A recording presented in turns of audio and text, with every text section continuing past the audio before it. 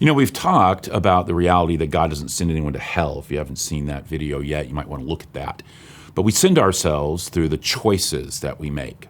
Now, some might push back and say, but why is there even a hell? That doesn't sound like a loving God. Why would a loving God have something like hell in existence? I actually disagree with that sentiment, and here's why. The existence of heaven and hell shows that this is a moral universe, that God is a moral God, and that there is truth and justice and righteousness.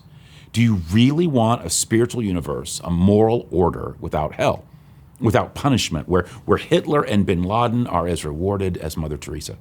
Do you want a cosmic order where pedophiles are praised, rapists celebrated, where nothing is seen as wrong, bad, evil, a God that just kind of chuckles at it in some kind of stupid senility? Is that what you think is good and right?